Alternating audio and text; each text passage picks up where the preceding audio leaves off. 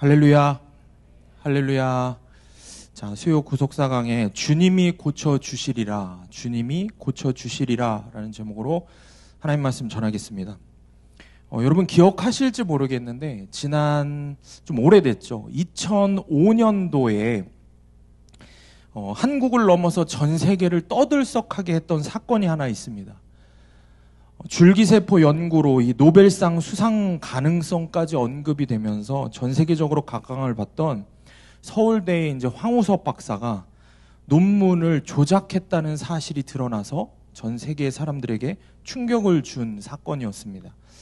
당시에 황우석 박사가 성공했다고 주장했던 이 배아 줄기세포는 이른바 이제 불치병을 가장 효과적으로 치료할 수 있는 전능한 방법이다라고 불리면서 말 그대로 삽시간에 전 세계의 많은 사람들의 관심과 호응을 받았습니다.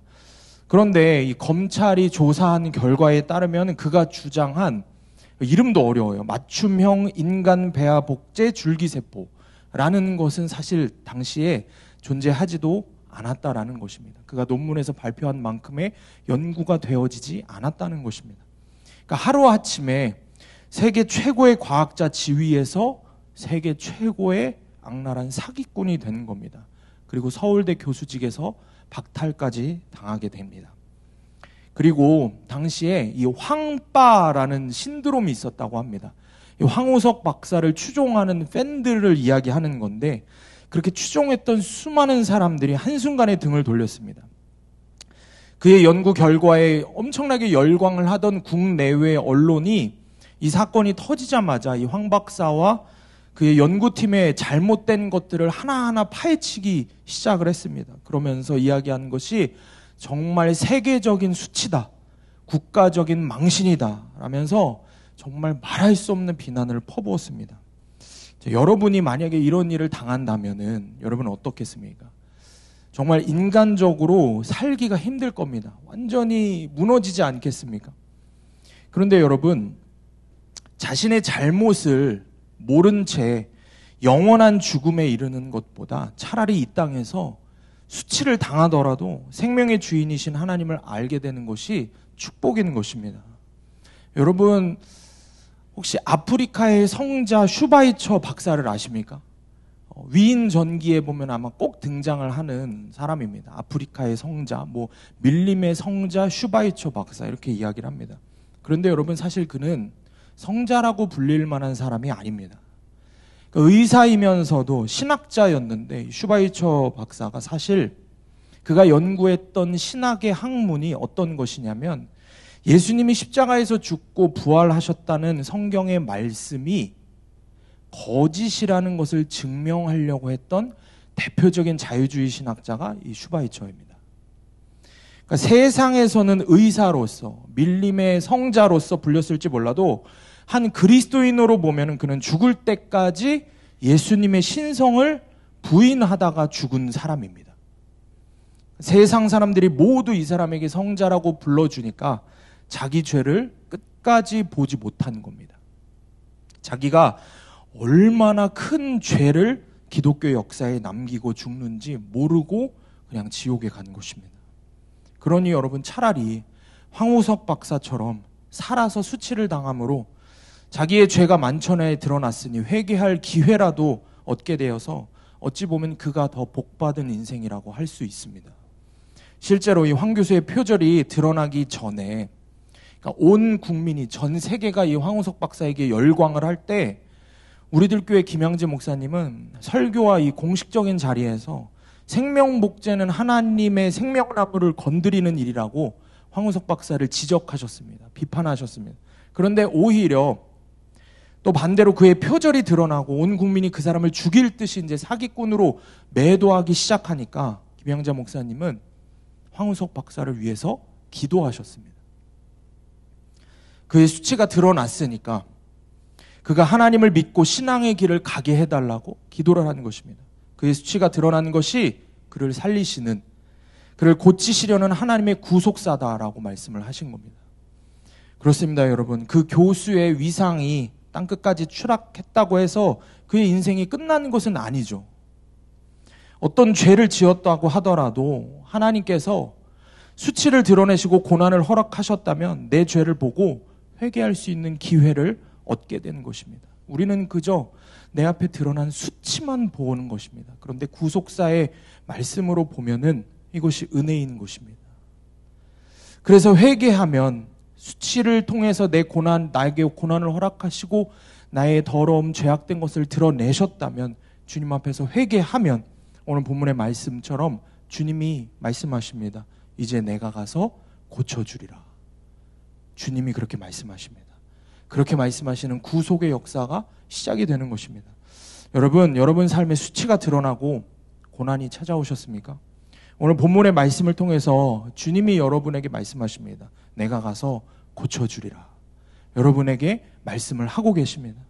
그러므로 오늘 이 본문의 말씀을 통해서 내가 정말 고침을 받기 위해서 나의 어떤 죄를 회개하고 어떻게 돌이키는 적용을 해야 하는지 깨닫는 은혜가 있으시길 주님의 이름으로 축복합니다.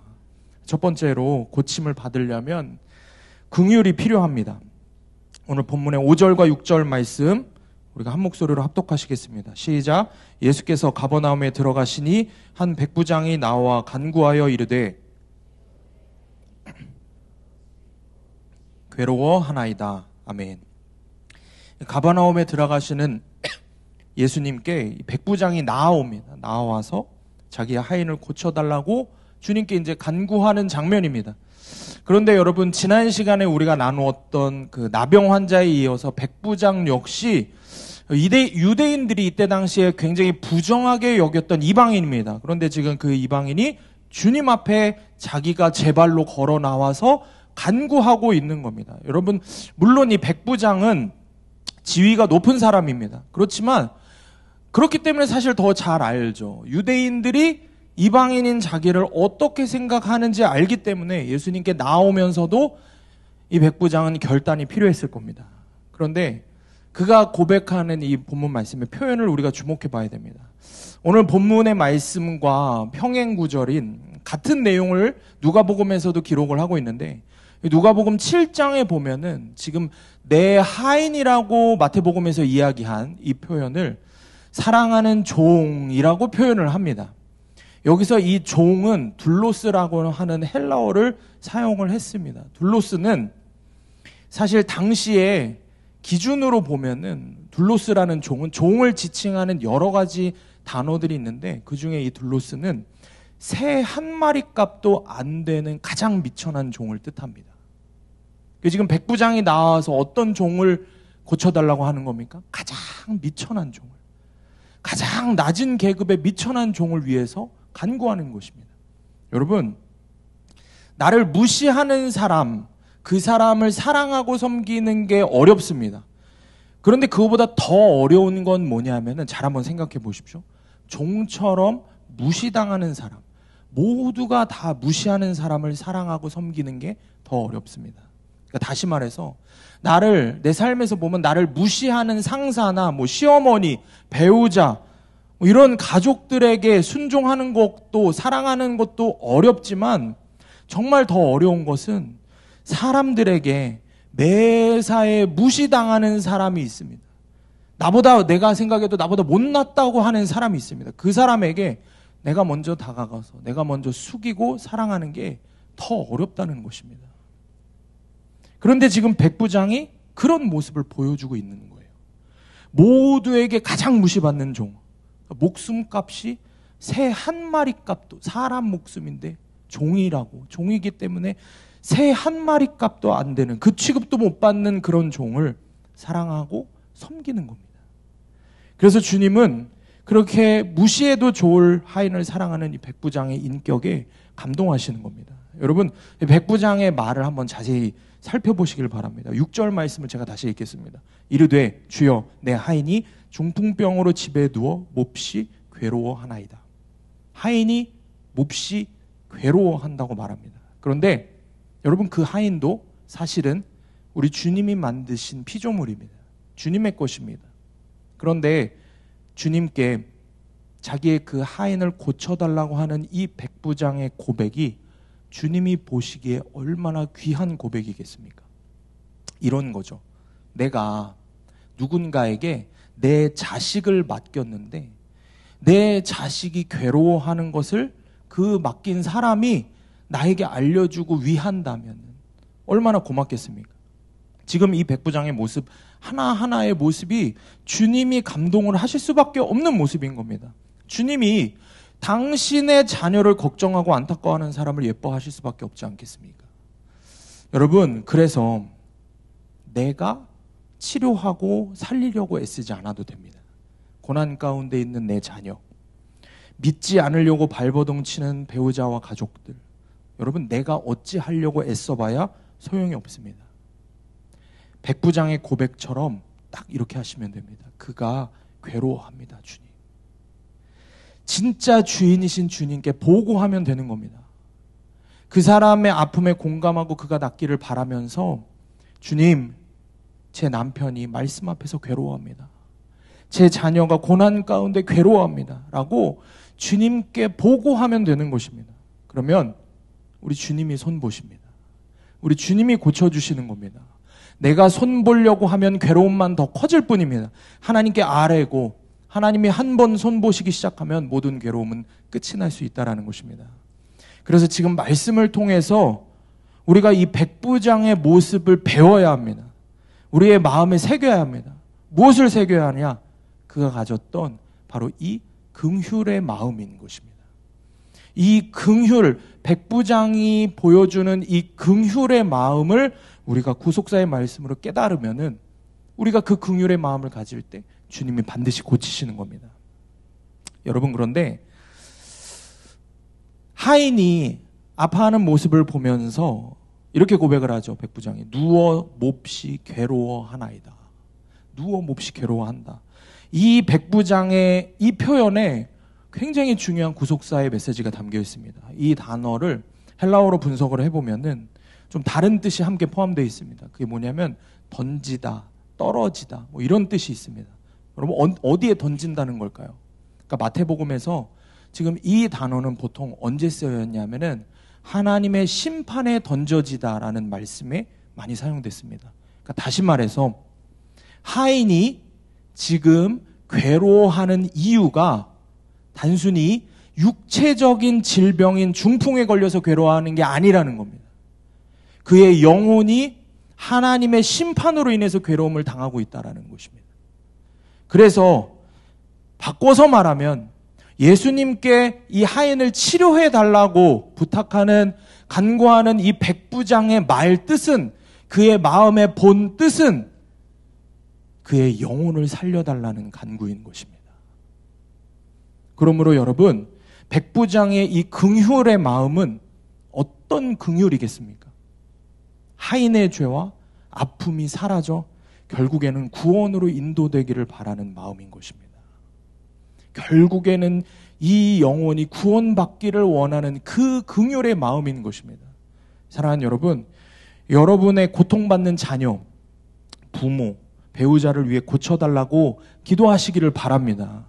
그런데 여러분, 우리가 품어야 하는 그 긍휼의 마음은 단순히 눈앞에 있는 질병, 학업, 사업 등의 문제를 놓고 그걸 놓고 긍휼함을 갖는 게 아닙니다.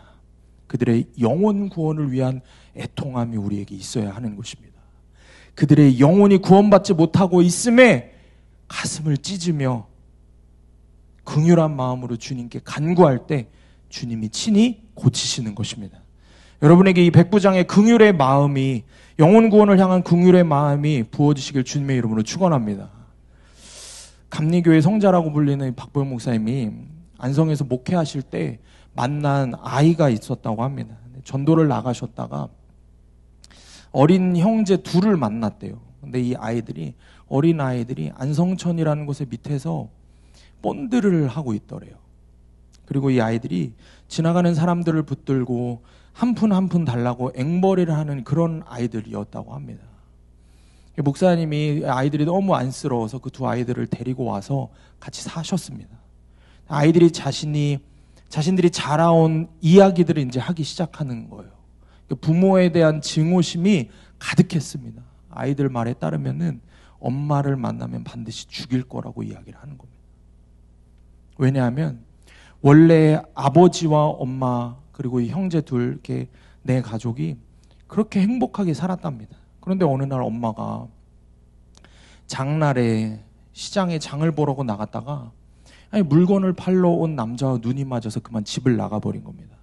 근데 이 아이들이 고작 4, 5살 때 일이라고 합니다. 그러니까 아버지는 어떻게 됐습니까? 제정신이 아니죠. 정신이 나가서 술만 먹고 매일 결국에는 집도 다 없어지고 근데 길거리로 나앉게 된 겁니다. 노숙자가 된 겁니다. 그리고 그렇게 몇 년을 길거리에서 이 아이들이 앵벌이를 하면서 박 목사님을 만나게 됐고 그 박 목사님이 아이들을 데리고 와서 키운 겁니다.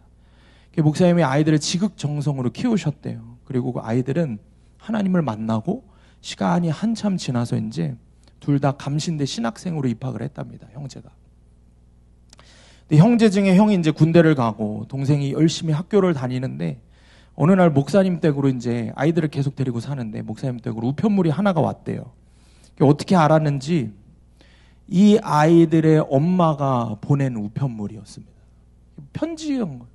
그게 무슨 편지인가 하고 목사님이 뜯어보니까 아이들에게 미안하다, 용서해달라 이런 말은 한마디도 없이 지금 보낸 서류에 도장을 찍어주고 너희들이 학교 다닌다는 재학증명서하고 너희들이 지금 살고 있는 곳에 주민등록 등본을 떼어서 보내라. 이런 편지가 적혀 있는 겁니다.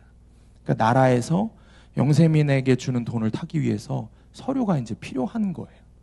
그래서 그것들이 필요하니까 서류를 보내라고 어떻게 알고 몇십 년 만에 그런 딱딱한 편지를 보낸 겁니다. 목사님이 이걸 보고 마음이 너무 안타까운 거예요. 이거를 이 아이들한테 어떻게 보여주지? 이걸 보여줘야 되나 말아야 되나 고민을 하시다가 기도를 하다가 아이들이 선택을 해야지 생각을 하시고서는 아이들에게 이걸 보여줬답니다. 그러니까 아이들이 그거를 받아서 가만히 서류를 한참을 이렇게 보고 있더랍니다. 목사님이 참 마음이 너무 어려워서 애들한테 물었대요. 얘들아 어떻게 하겠니? 이렇게 물으셨답니다. 그러니까 이 아이들이 뭐라고 대답을 했을까요? 어렸을 때 그렇게 엄마를 만나면 죽여버리겠다고 증오했던 아이들입니다. 엄마 때문에 화목했던 가정이 다 박살나고 자신들은 초등학교 들어가기 전에 길거리에 버려져서 아버지는 그때 당시 이 친구들이 감신대 다닐 때까지도 아버지는 노숙자로 사셨답니다. 그렇게 가정이 파탄이 났어요. 10여 년 만에 엄마한테 온 편지가 그런 편지입니다. 여러분 이 아이들의 마음이 어떻겠습니까? 목사님 물으신 거예요. 어떻게 하겠니? 어떻게 하겠냐는 목사님 물음에 아이가 대답을 하는 겁니다. 가서 다 해드릴게요. 그러는 거예요. 목사님이 놀라서 어떻게 너 이거 해줄 생각을 했니? 물으니까 아이가 이렇게 대답을 하더래요. 목사님, 저 십자가 만났잖아요. 저 이제 하나님의 사람이잖아요. 이렇게 대답을 하더랍니다. 그렇게 이제 목사님하고 이야기를 마치고 나서 다음날 이제 엄마를 만나러 가야 되는데 밤새 아이를 이렇게 보는데 잠을 못 자는 거예요. 애가 뒤척거리고 막 뒤척이는 거예요. 왜 이렇게 잠을 못 자나 그런 거예요. 목사님이 걱정이 돼서 가서 물으신 거예요. 너 왜 잠을 못 자니? 걱정이 있어? 그렇게 물었더니 목사님께 아이가 해맑은 눈초리로 이렇게 얘기를 하는 거예요. 목사님, 있잖아요. 어려서 엄마가 그렇게 떠나긴 했는데 제가 그래도 희미한 기억이 하나 있어요. 생각을 해보니까 엄마가 아마 내일 이쁜 스커트를 입고 나올 것 같아요. 그때 그랬어요. 그리고 아마 머리가 그때 파마를 해서 단발머리 이 정도였던 것 같아요. 정말 우리 엄마 날씬하고 이쁜 엄마였어요. 그 기억을 갖고 그렇게 이야기를 하더랍니다. 너무 설레어서 이 아이가 잠이 오지 않는 거예요. 그리고 다음날 엄마를 만나러 갔습니다. 갔더니 몇십 년 만에 만난 엄마는 얼굴에 이만한 혹을 달고 있고 중풍이 걸려서 다리를 제대로 걷지도 못하고 끌고 말도 잘 못하고 그런 엄마가 웬 할아버지 한 분하고 같이 나왔대요. 얘가 얼마나 놀랐는지 몰랐답니다. 아름다운 엄마를 꿈에 그리고 그렇게 죽이고 싶었던 엄마였지만 사실은 그 아름다운 엄마를 늘 마음에 품고 있었는데 정말 보기에 너무 흉한 여자가 앞에 나타나서 내가 네 애미다라고 이야기를 하니까 아이의 마음이 무너지는 거예요. 기가 막히더랍니다. 그래도 엄마가 아이를 만나서 얼굴을 보고 나서 엄마가 미안하다. 내가 용서해달라. 내가 너무 살기가 어려워서 연락을 하면 안 되는데 너무 힘들어서 연락을 했다. 그런 얘기를 하더랍니다. 아이가 이제 마음이 너무 무너지는데 그 마음을 붙잡고 꾸역꾸역 아이가 엄마에게 이렇게 이야기를 했답니다. 어머니, 다 용서해요. 저 이제 대학생이 됐고 신학생이 됐어요. 다 용서할 수 있어요. 근데 어머니, 제가 한 가지 소원만 있어요. 한 가지 소원이 있어요. 소원이 뭐냐 그랬더니 어머니, 예수님 믿으셔야 돼요. 어머니 꼭 예수님 믿으셔야 돼요. 엄마를 처음 만나서 마음이 무너져 내리는 그 자리에서 이 아이가 한 말은 그거 하나예요.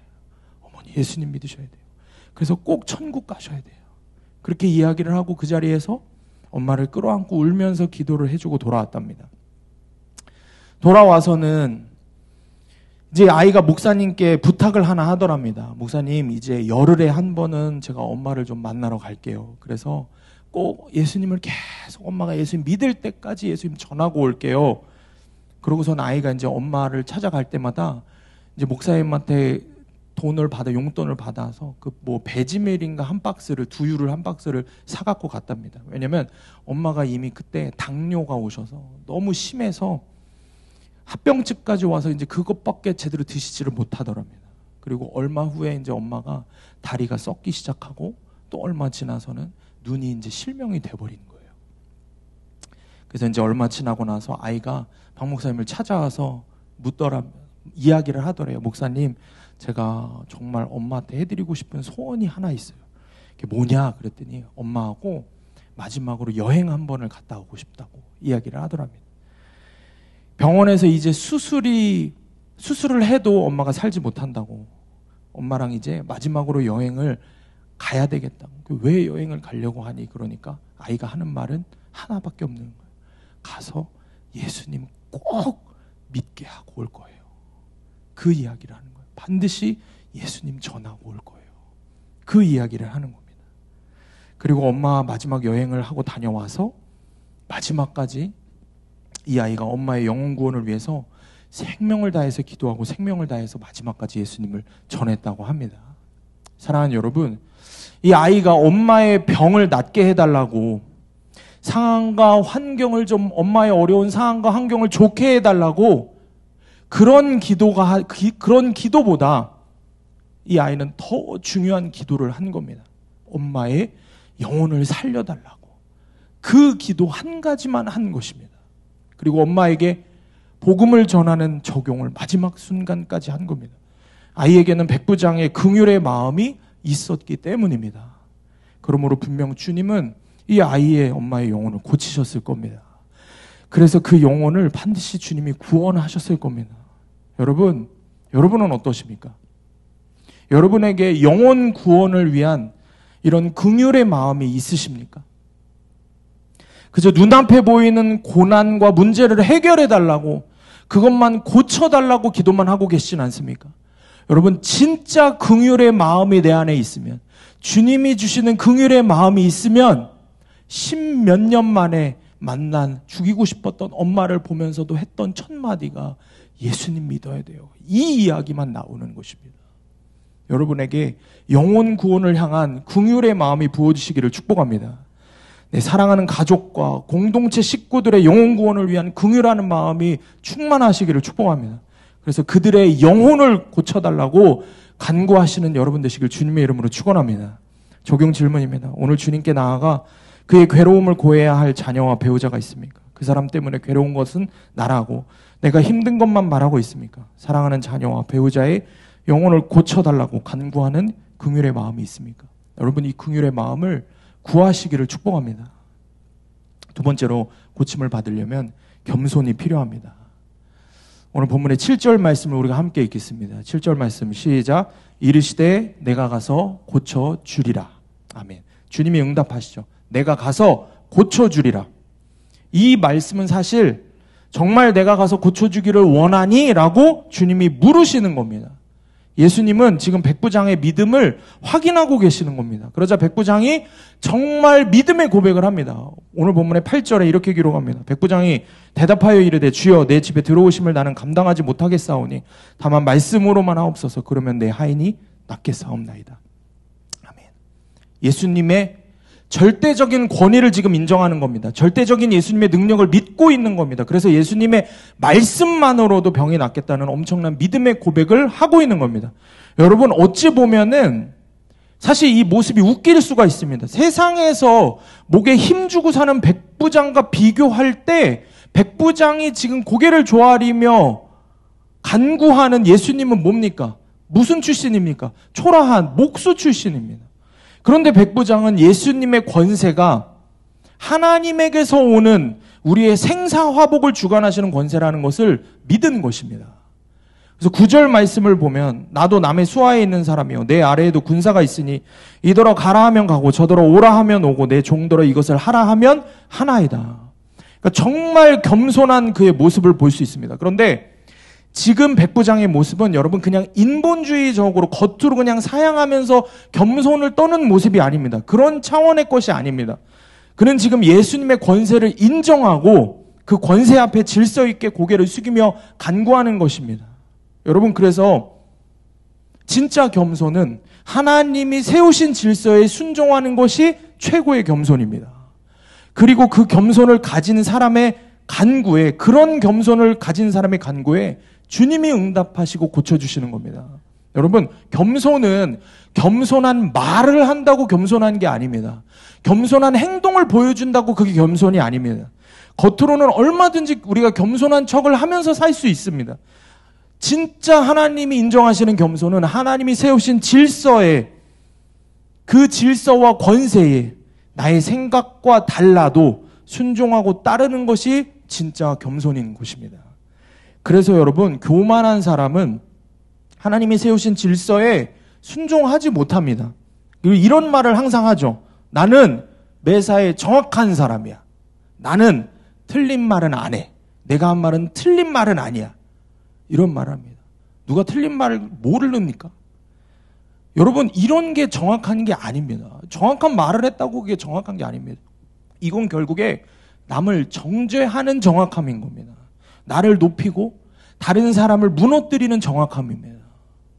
내 생각을 관철시키고 공동체를 무너뜨리는 그런 정확함입니다. 이런 사람의 삶에는 주님이 결코 일하실 수가 없는 겁니다. 주님이 고쳐주실 수가 없는 겁니다. 여러분, 적용 질문입니다. 정확을 외치던 내가 나의 교만을 회개하고 가정과 공동체의 질서에 순종했더니 무시당하기는커녕 다른 사람을 인도하는 영적 권세를 갖게 된 간증이 있습니까?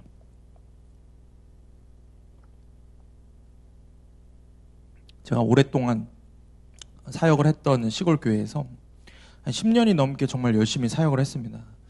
제가 얼마나 부족하고 진짜 자격이 없고 쓸모가 없고 주님의 일을 할 수 없는 사람이라는 것을 제 스스로가 알기 때문에 그냥 주님이 영혼을 맡겨주시는 것만으로도 너무 행복해서 정말 열심히 사역했습니다. 그래서 사역이 뛰어난 스킬도 없고 좋은 프로그램 이런 것도 모르고 풍족한 교회 환경도 아니었고 이런 거 하나도 없었지만 그저 그냥 제게 맡기신 아이들에게, 우리 아이들에게 어떻게 하면 예수님 전해줄 수 있을까?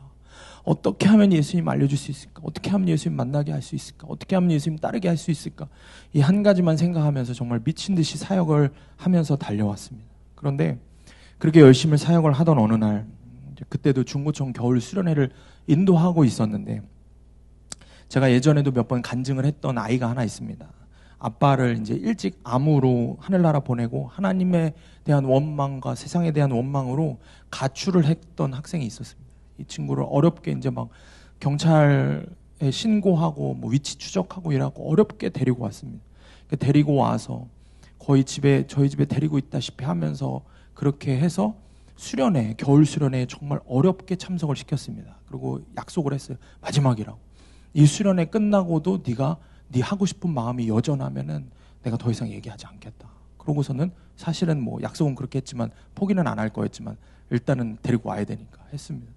근데 이 친구가 이제 이 친구를 놓고 기도를 해야 되는데 제가 그날 밤을 그 친구를 데리고 하는 수련회를 잊지 못하는 거죠. 왜냐하면은 제가 쉽게 얘기해서 얼마나 마음에 말은 이제 해놨으니 하나님 만나 주실 거다 해놨으니 사실은 뭐 아무것도 없는 제가 뭐 능력도 없는 게 그냥 똥줄이 타는 거죠. 너무 힘든 거예요. 말씀을 전하고 기도를 인도하는데 막 걔 하나만 보이는 거예요. 얘가 살아야 되는데. 그런 생각이 드는 거예요. 그러니 이 친구를 붙들고 얼마나 진짜 기도했겠습니까? 아내와 제가 진짜 돌아가면서 그러니까 계속 이 아이만 놓고 계속 기도를 해줬습니다. 제가 다른 애들 가서 기도하면 아내가 기도하고, 제가 이 친구 기도하면 아내가 아이들 기도해주고, 왔다 갔다 하면서 그냥 그 아이를 계속 붙들고 기도를 해주는 거예요.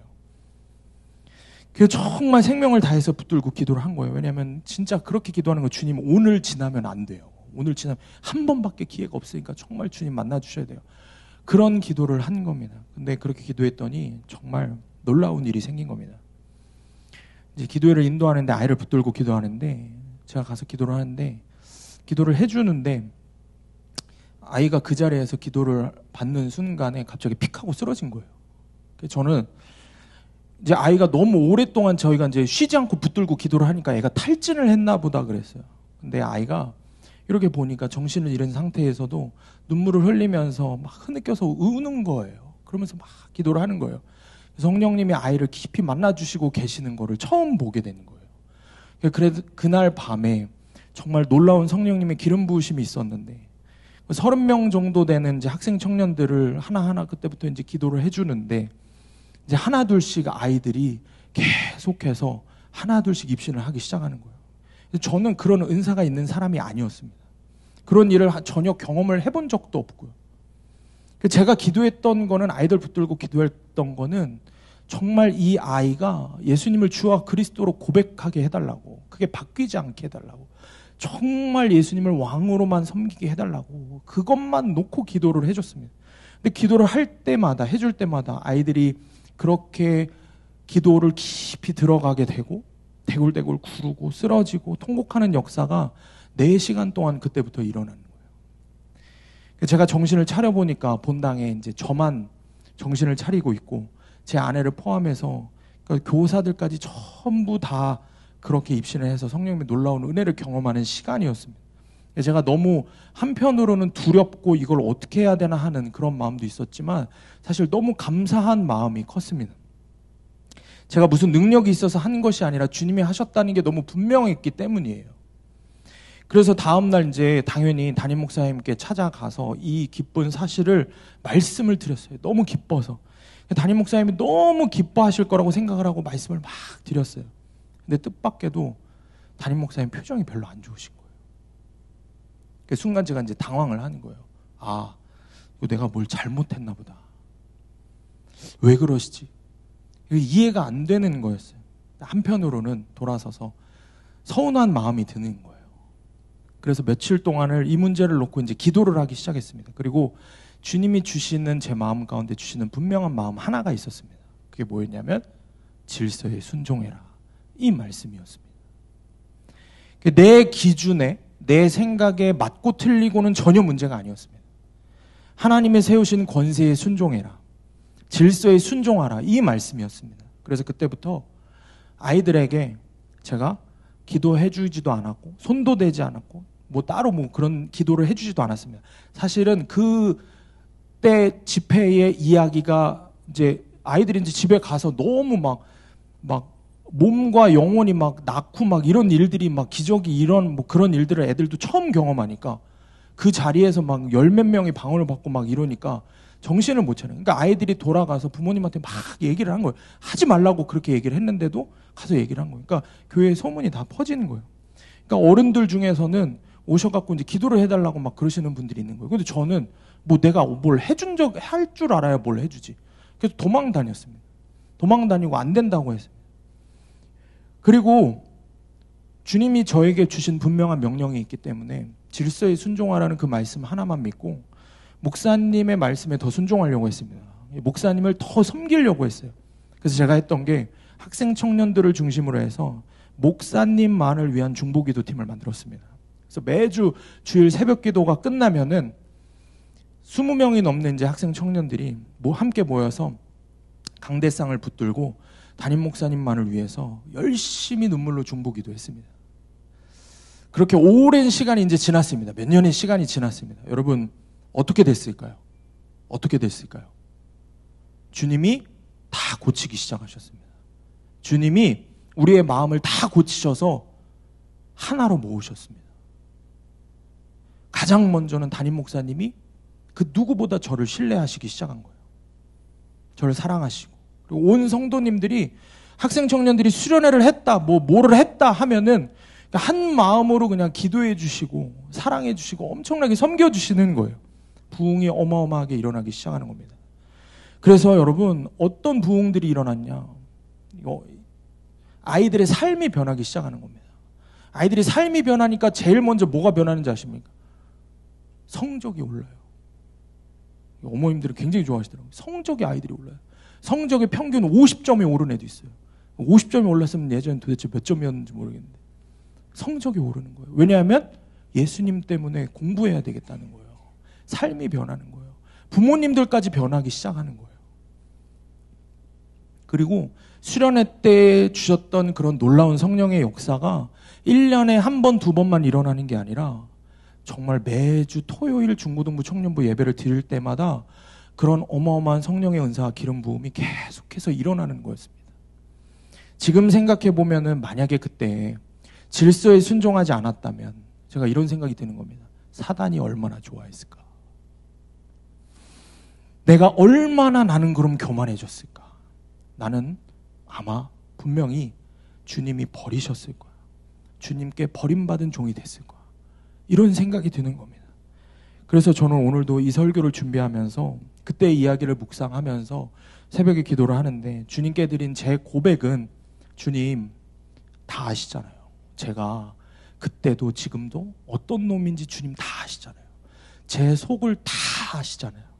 제가 얼마나 자격이 없고 부족한 종인지 주님 다 아시잖아요. 그런데 그때 저를 그냥 붙들고 질서에 순종하도록 가르치시고, 결국에 주님이 그 작은 교회에서 성도들이 하나가 돼서 다음 세대를 위해서 헌신하고 기성세대까지 부흥이 되고 하게 하셨어요. 주님이 그 영혼들을 다 주님이 고치신 거예요. 주님이 하시는 겁니다. 이 고백이 나오는 것입니다. 사랑하는 여러분, 그런데 말입니다. 지금 우리 수암교회가 더 부흥하고 있습니다. 아멘이 적으면 안 됩니다. 우리 주님이 들으셔야 되는데 우리 수암교회가 더 부흥하고 있습니다. 제가 뭐라 그랬죠? 그 교회에서 10년, 거의 7년 차 됐을 때 그런 역사가 일어나기 시작했습니다. 지금 우리 수암교회 제가 왔을 때 2년 차부터 그런 역사가 일어나는 거예요. 사실 2년 차도 아니죠, 뭐. 그러니까 코로나 때문에 수련을 못했고, 정말 수련을 하기 시작하면서부터 얼마나 많은 은혜들을 하나님이 부어주시는지 모릅니다. 여러분, 우리 교회가 그렇게 더 부흥하고 있습니다. 많은 성도님들이 가장 중요한 것은 지금 제가 얘기하는 건 은사, 표적, 기적 이런 걸 얘기하는 게 아닙니다. 그거 하나도 중요한 게 아닙니다. 그 본질이 아닙니다. 정말 중요한 거는 많은 성도님들이 구속사의 말씀이 들린다는 거예요. 구속사의 말씀 앞에 서면서 하나님이 세워진 질서에 순종하시는 것을 제가 이 교회에서 보게 되고 듣게 되는 겁니다. 저를 포함해서 담임 목사님과 전사님들이 항상 이야기하는 게, 도대체 우리가 뭐라고 아무 능력도 없는 우리를 성도님들이 왜 이렇게 세워주시고, 왜 사랑하시고, 왜 마음, 물질 모든 걸 다 넘치도록 그냥 섬겨주고 세워주시는지, 정말 우리가 언제 내 평생에 이런 교회에서 사역을 해보나, 이런 고백을 하고 있는 것입니다. 사랑하는 여러분, 질서에 더 순종하십시다. 순종하십시다. 순종하세요가 아니라 순종하십시다라고 고백한 이유는, 우리 목회자들도 제가 먼저 하나님 세우신 질서에 더욱 순종하기를 원합니다. 성도님들도 가정에서, 직장에서, 학교에서, 그리고 교회에서 하나님이 세우신 질서에 순종하며 겸손할 때 하나님께서 고치시는 놀라운 은혜를 경험하게 되실 줄 믿습니다. 적용 질문입니다. 주님의 권세를 정확히 알아보지 못하고 엉뚱한 돈과 학벌과 지위 앞에 엎드려 있습니까? 백부장처럼 겸손하기 위해 내가 순종해야 할 하나님이 세우신 질서는 어디입니까? 마지막으로 세 번째로, 고침을 받으려면 믿음이 필요합니다. 오늘 본문의 10절 말씀 우리가 함께 합독하시겠습니다. 시작. 예수께서 들으시고 놀랍게 여겨 이스라엘 중 아무에게서도 이만한 믿음을 보지 못하였노라. 아멘. 예수님이 놀랍게 여기셨다라는 것은 감탄하셨다라는 뜻입니다. 한마디로, 야 백부장, 너의 믿음이 정말 최고다라고 분명하게 말씀을 하신 겁니다. 그리고 11절과 12절에 이렇게 기록합니다. 또 너희에게 이르노니 동서로부터 많은 사람이 이르러 아브라함과 이삭과 야곱과 함께 천국에 앉으려니와 그 나라의 본 자손들은 바깥 어두운 데 쫓겨나 거기서 울며 이를 갈게 되리라. 예수님은 이방인 백부장이 정확한 믿음을 가진 것을 보면서 또 한편으로는 이스라엘의 본 자손인 유대인들이 믿지 않는 것에 대해서 너무 안타까워하셨습니다. 이런 거죠. 모태신앙의 신앙생활을 오래 한 사람보다 백부장처럼 간절한 믿음을 가진 초신자가 주님께 더 감동을 드릴 때가 많습니다. 우리에게도 더 감동을 주고 도전을 줄 때도 너무 많습니다. 여러분, 그래서 교회를 오래 다녔다고 천국 시민이 되는 게 아닙니다. 하나님 말씀을 믿고 말씀을 고집 곧대로 사는 사람이, 말씀에 순종하는 사람이 천국 시민이 되는 것입니다. 여러분, 2000년이 지난 지금도 오늘날에도 유대인들은 여전히 예수님을 안 믿습니다. 그런데 우리를 비롯해서 수많은 이방인 가운데 믿는 사람들이 생겨났습니다. 아직도 본 자손이라고 하는 이스라엘만 믿지 않습니다. 그들은 여전히 자신들이 영원한 선민이라고, 선택받은 하나님의 백성이라고 착각하고 낮아지지 않는 것입니다. 그래서 오늘 말씀처럼 슬피 울며 이를 가는 그런 심판이 임하게 된다는 것입니다. 사랑하는 여러분, 그런데 이것이 유대인들과 우리의 이야기로 생각을 하면 안 됩니다. 교회 안에서 먼저 믿었던 나와 나중에 믿었던 자, 이렇게 우리가 말씀을 받아야 합니다. 그렇기 때문에 여러분의 믿음을 점검해 보셔야 합니다. 여러분의 믿음이 정말 나를 구원하는 믿음이 맞는지, 가짜 믿음은 아닌지, 부도난 믿음은 아닌지 말씀을 통해서 돌아보아야 한다는 겁니다. 여러분의 믿음이 진짜라고 여러분 스스로 생각하신다면은, 여러분의 믿음이 진짜라고 생각하시는 그 근거는 무엇입니까? 성경이 여러분의 믿음이 진짜라고 증언하고 계십니까? 그리고 여러분의 삶이 변화돼서 여러분의 삶이 여러분의 믿음을 증명하고 있습니까? 여러분의 삶을 돌아보시길 바랍니다.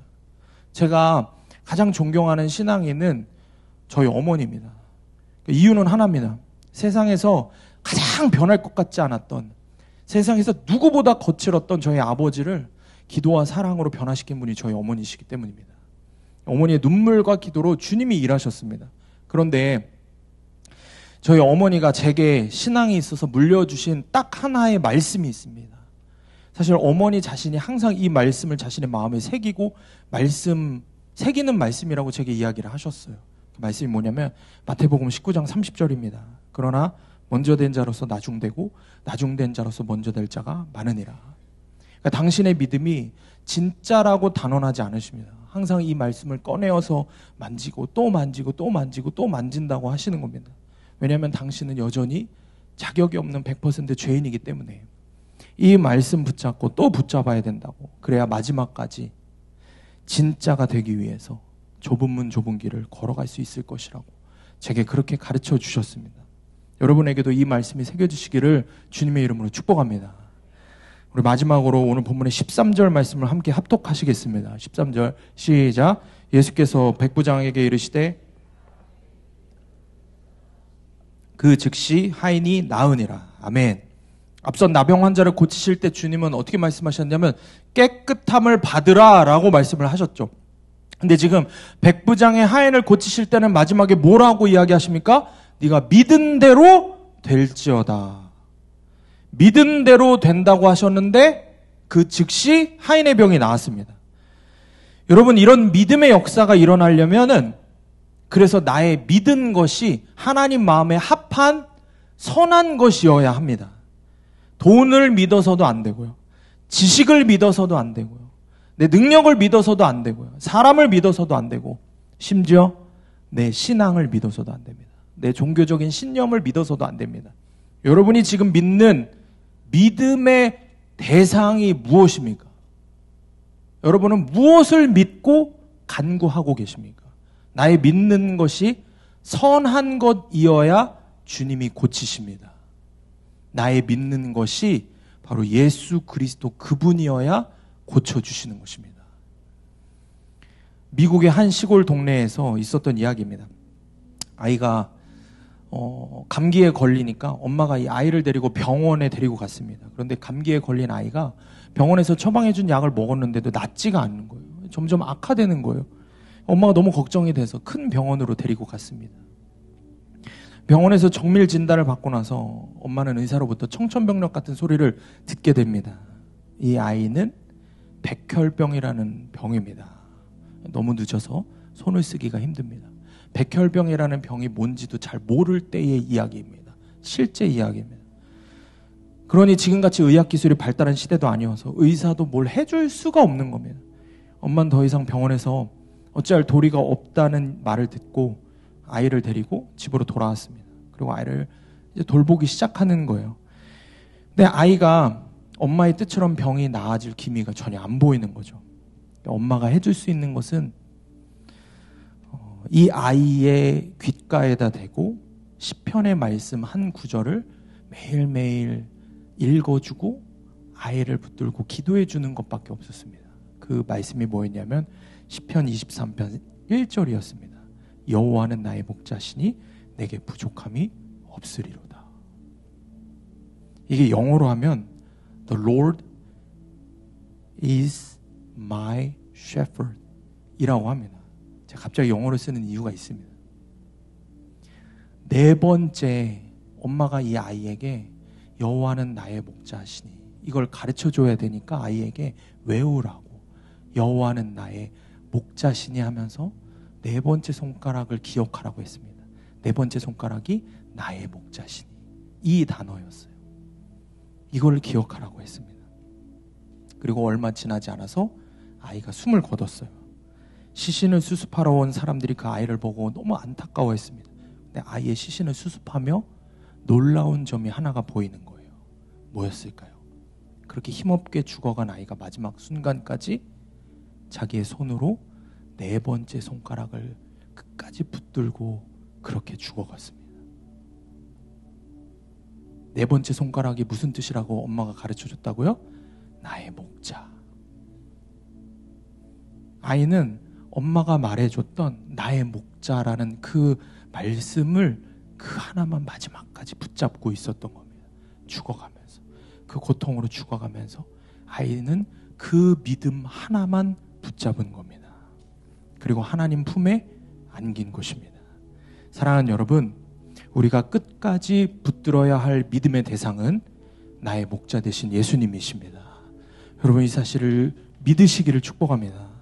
우리가 나의 영원한 목자 되시는, 나의 영원한 믿음의 대상이 되시는 예수님을 붙잡고 간구할 때, 그때 내 영혼을 고치시고 내 자녀의 영혼을 고치시고 내 가족과 공동체의 영혼을 주님이 반드시 고쳐주실 줄 믿습니다. 우리 함께 찬양하고 기도하겠습니다. 시간 함께 기도하겠습니다. 말씀 붙들고 함께 기도합니다. 우리가 붙들고 기도할 말씀 본문의 5절 6절입니다. 예수께서 가버나움에 들어가시니 한 백부장이 나와 간구하여 이르되 주여 내 하인이 중풍병으로 집에 누워 몹시 괴로워하나이다. 죽어가는 영혼을 향한 긍휼의 마음을 주님 허락하여 주시옵소서. 그런데 주님, 제게는 백부장과 같이 죽어가는 영혼을 향한 긍휼의 마음이 없음을 주님 고백합니다. 나에게 잘해주는 사람이 아니라 나를 평생 무시하는 사람과 죽이려고 달려드는 사람의 구원을 위해 기도하는 것이 진짜 긍휼이라고 하시는데, 주님, 내게는 그런 영혼을 향한 긍휼함이 없음을 주님 나를 불쌍히 여겨 주시옵소서. 나의 이런 이기적이고 교만한 마음으로 긍휼을 여기며 긍휼히 여기며 사랑할 수 없음을 주님 고백하오니, 주님 오늘 이 밤에 내 마음을 고쳐 주시옵소서. 성령님, 이 시간 이 밤에 내 마음에 오셔서 주의 긍휼을 가르쳐 주시옵소서. 나를 위해서 십자가에서 죽으사 나를 죽기까지 긍휼히 여겨주신 주님의 그 긍휼의 마음을 내 마음 가운데 부어 주시옵소서. 눈앞에 보이는 것들을 간구하는 것이 아니라 영혼을 위해 영혼 구원을 위해 기도하는 긍휼의 마음을 허락하여 주시옵소서. 주님, 오늘 이 밤에 성령께서 강권적으로 역사하여 주시옵소서. 우리 다같이 주여 한번 외치고 동성으로 기도합니다. 주여 쉬는 것 보라 주의 말씀을 의지하여 믿음으로 금을 던져 믿는 자의 긍휼한 마음을 우리 가운데 허락하여 주시옵소서. 주의 말씀 예수 그리스도의 마음을 우리 가운데 허락하여 주시옵소서.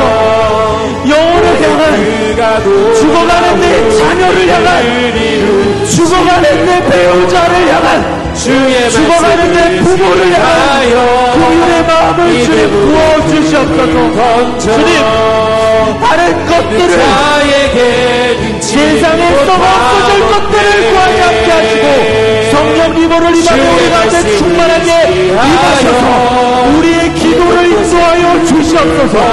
우리의 입술을 인도하여 주시옵소서. 주님 우리의 영혼을 인도하여 주시옵소서. 우리의 영혼의 고백이 성령이 원하시는 말씀을 우리의 입술에 담게 하여 주시옵소서. 주여 주여 주의 말씀을 하여 영혼을 바라보고 던져 가슴이 찢어지시는 우리 주님의 마음을 우리에게 나에게 부어주시옵소서. 오 주님 내 마음을 여기다 내가 준비되었습니다. 내 마음이 준비되었습니다. 내 마음을 영원하게 주님의 긍휼을 한없이 부어주시옵소서. 주님의 긍휼의 마음을 내 마음에 주님 한없이 부어주시옵소서. 주님 내 마음이 준비되었습니다. 내 마음을 주님 앞에 연비라 성령님 우리 가운데 나의 마음에 충만하게 임하여 주시옵소서.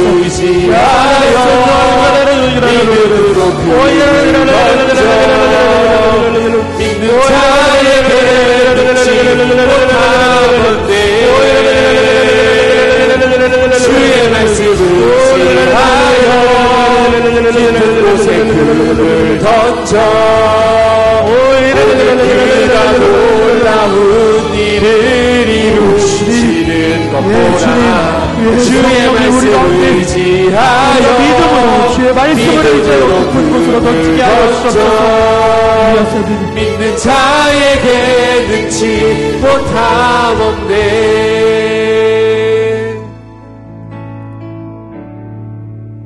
이 시간 여러분을 주님이 임재하시는 거룩한 강단 앞으로 초청합니다. 갈급한 마음을 갖고 주님 앞에 나와서 부르짖어서 더 기도하기를 원하시는 분은 이 앞으로 나와서 순종하며 기도하시기를 바랍니다. 기도 제목이 있으신 분은 뒤에 기도 카드를 작성하셔서 갖고 나오시면 안수해서 기도해드립니다. 이 시간 붙들고 기도할 말씀은 본문의 13절입니다. 예수께서 백부장에게 이르시되 가라 네 믿은 대로 네가 믿은 대로 될지어다 하시니 그 즉시 하인이 나으니라. 주님 내게 이런 선한 믿음을 허락하여 주시옵소서. 사랑하는 가족과 공동체의 영혼 구원을 위해 오직 예수 그리스도만 믿고 의지하는 믿음을 허락하여 주시옵소서. 네. 주님 믿음의 역사가 일어나기 위해 다른 것이 아니라 오직 나의 영원한 목자 되시는 주 예수 그리스도만 의지하게 하여 주시옵소서. 네. 주님 내가 살릴 수 없습니다. 내가 해결할 수 없습니다. 내가 고칠 수 없습니다. 그 영혼의 문제를 오직 주님이 살리실 수 있습니다. 아멘. 주님께만 맡기는 주님만 믿고 의지하는 진짜 믿음을 허락하여 주시옵소서. 아멘. 주님 이 시간 가정과 공동체를 위해 기도합니다. 주님 빚값으로 사신 자녀들과 배우자와 부모와 형제들을 기억하여 주시옵소서. 네. 주님 빚값으로 사신 이 수원교회가 주님이 주인 되시는 주님의 교회가 되게 하여 주시옵소서. 네. 성령의 기름 부으심이 흘러넘치는 교회가 되게 하여 주시옵소서. 네. 주여 한번 외치고 동성으로 기도하겠습니다. 주여 믿는 자에게 주여 못하겠네. 주여 주의 말씀을 의지하여 주여 깊은 곳에 금을 던져 주여 그가 놀라운 일을 이루시리라. 주의 말씀을 의지하여 믿음으로 그를 던져 믿는 자에게 능치 못하는데 우리 가운데 주의 말씀을 의지하여 주님, 곳에 주의 말씀을 붙들고 기도하게 하여 주시옵소서. 오늘 그가 백부장에게 부어주셨던 그 믿음을 오직 예수 그리스도 앞에 엎드리고 받고 권세 앞에 순종하는 그 믿음을 허락하여 주시옵소서. 주님, 내 믿음대로 될지어다. 내 믿음대로 될지어다. 내 믿음대로 될지어다.